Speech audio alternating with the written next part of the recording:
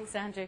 Now, when the right to roam came into force last year, countryside campaigners across Britain celebrated by strapping on their walking boots and rambling all over the place. But the newly won access isn't enough for some outdoor types. Canoeists and kayakers are angry that rivers weren't included in the legislation.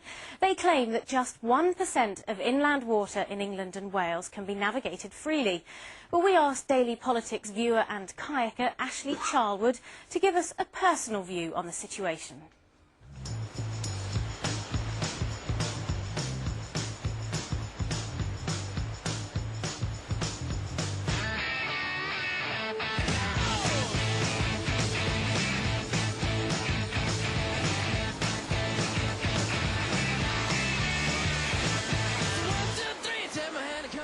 This is what it's all about.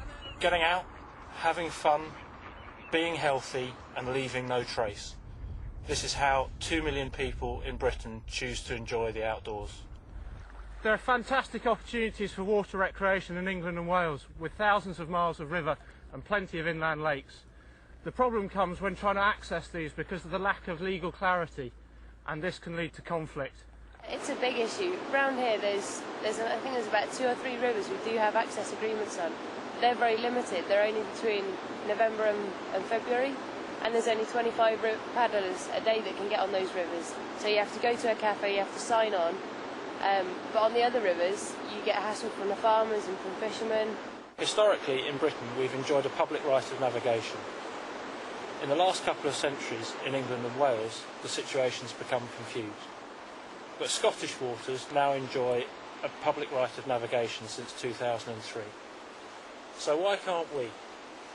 In fact, water access was nearly included in the recent right to roam legislation, but it was dropped at the last minute due to pressure by other water users.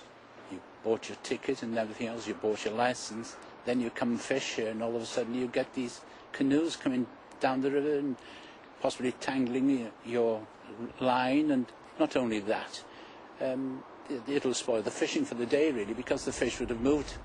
In fact, the National Federation of Anglers are opposed to statutory right of access. They would like to see voluntary access agreements continue to be negotiated. 50 years of experience tells us that these are unsustainable and don't work.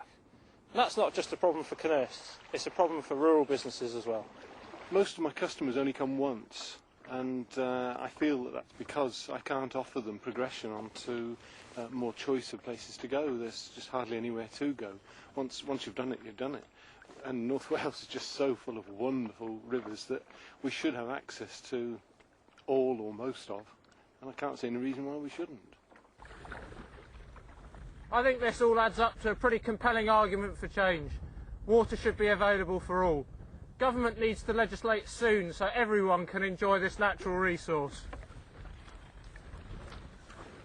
Looks a bit parky for me, but that was the kayak campaigner Ashley Charlwood with his personal take on access to rivers in England and Wales.